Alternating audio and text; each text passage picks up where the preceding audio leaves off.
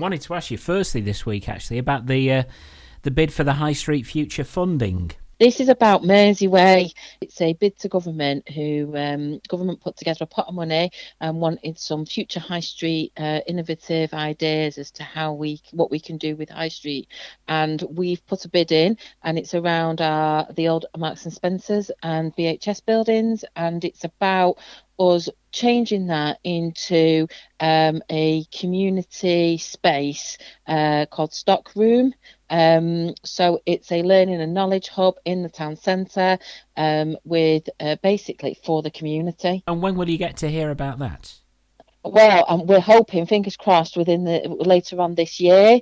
But it's a £14.5 million bid into the fund, and we're really hoping that we're going to be successful. There was an initial process that you had to apply to, and we were invited to put in a full bid. So we're hopeful, but we don't know until later on in the year when the government announces who's successful. Another thing I was reading about this week was about cycle lanes. I mean, we've seen elsewhere in Greater Manchester the introduction of more cycle lanes.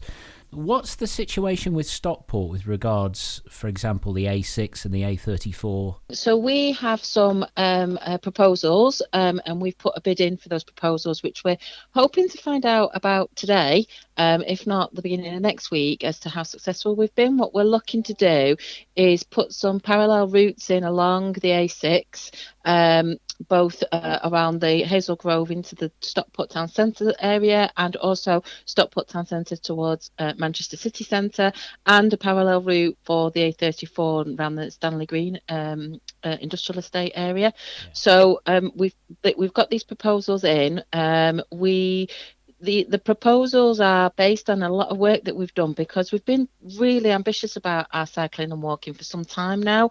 Andy Burnham had a Mayor Challenge Fund along with Chris Boardman. These proposals that we've put forward are currently temporary proposals, but if they work and if people are using them and they're fit for purpose and they're the right thing, then we definitely be looking to see if we can make them more permanent. Our network is an ambition for Greater Manchester to have a London-style integrated public transport system with a single ticket, so you can maybe walk or cycle to a bus stop, get a bus, swap for a tram to your final destination and walk the last bit. And it's about how we can get that set up with a single ticket.